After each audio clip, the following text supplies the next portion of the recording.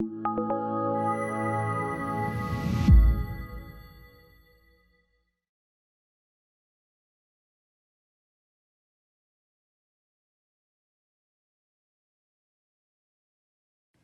is no victory without unity.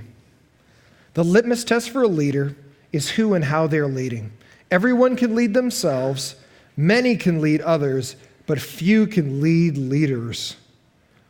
The best leaders were often the best followers. Oh, ready? The best leaders are often the best followers. If you want to be a great leader, learn how to be a great follower. Because you can't be a good leader if you weren't a good follower. And here's what I mean by that. You'll have some people that go, I should be the leader of this company. Man, I should be the supervisor of this place. Man, I should be the CEO, blah, blah, blah. Okay. But they can't even push a broom without complaining. They can't even make fries or a hamburger without complaining. I should be the leader of this place. And then some people go, you know what? I think you should be the leader. And all of a sudden, that guy who's never learned to be a good follower becomes the supervisor or the CEO, and then everybody goes, dude, you're horrible as a leader. And nobody follows him, and everybody bails off ship. Everybody leaves the company. Why is that? Because the best leaders have been the best followers. The reason for that is you remember what it was like to be a follower, and you're conscientious of the people who are following you. So you make their lives better, not worse. Why? Because you were that guy. So let me speak to both sides. If you're a leader right now, be conscientious of those who are following you. And if you have a great purpose with a great plan, you'll get great people to join you. But if you have never been a good follower, if you've been a complainer your whole life and you happen to have a seat of authority, man, you'll be amazed how if people weren't getting paid, they probably wouldn't follow you.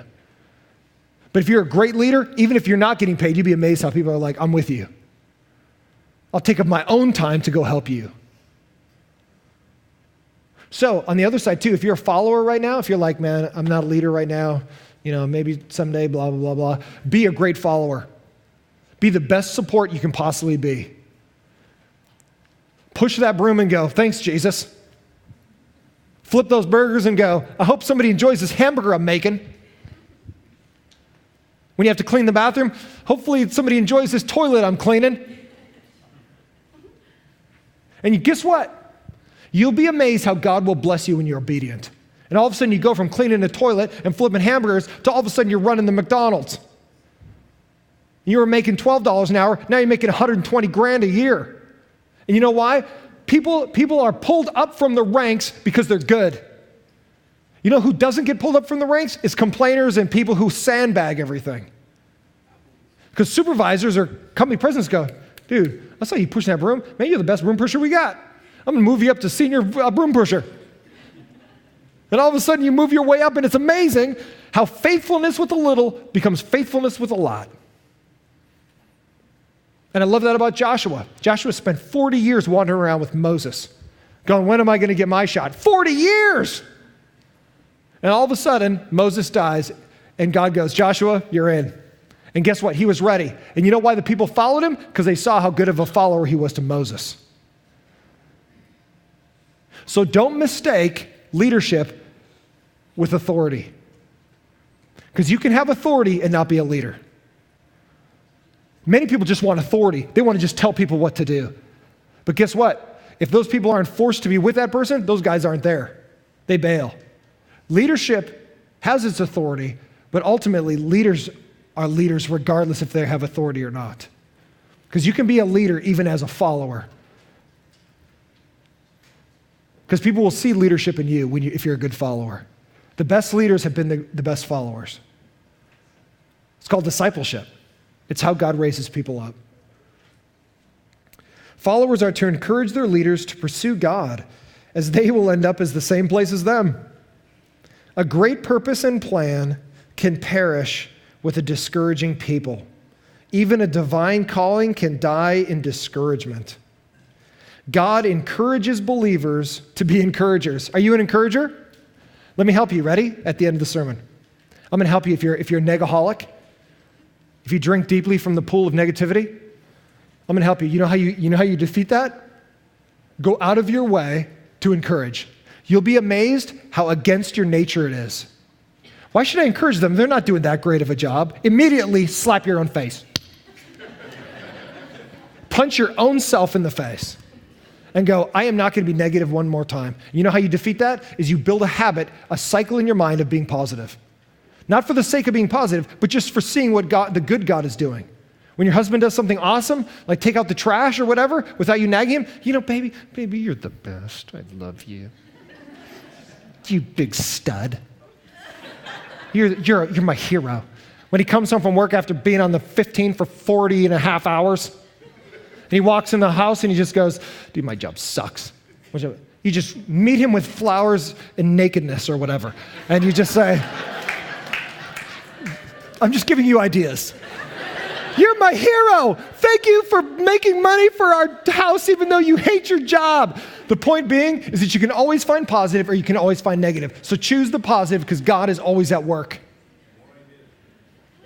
And those are great ideas, by the way. Forget the flower part even. Okay. Always be an encourager. I'm not saying overlook the negative, but the point is that if you work for construction, everybody will join. If you work for destruction, everything blows apart, including your own life. Negativity will come back to bite you. Let me give you an example of synergy and good leadership.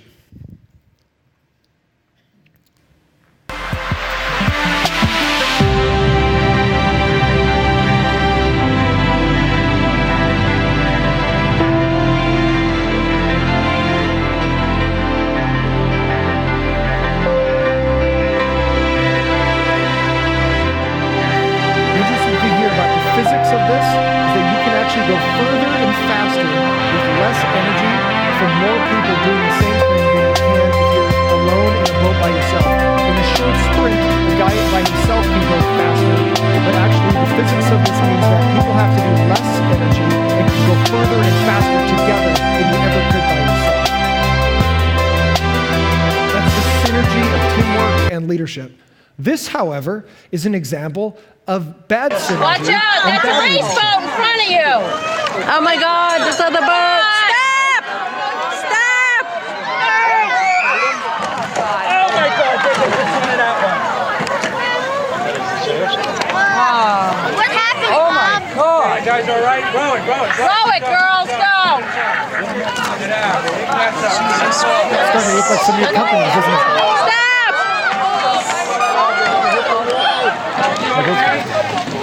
I hope you got this. You got it all? Oh, good. Wait! You got it! You need to send that to ridiculousness. Oh no! Oh, we're still not done. So the point being is that these are two examples of people doing the same amount of work. They're rowing. They're going a place, but people with synergy and a good purpose and a good plan get to where they're going faster and easier without the destruction of themselves.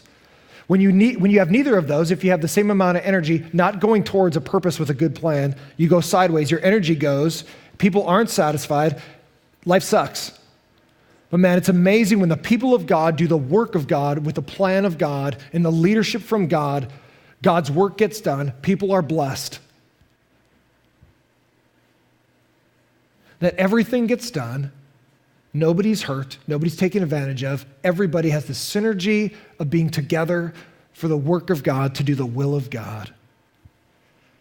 It's a pleasure to your own soul to know that you're following Jesus and that Jesus has a great plan for us, but we must step into it together because that's the greatest of all worlds when you walk with God to where he's going in the way that he wants to go there.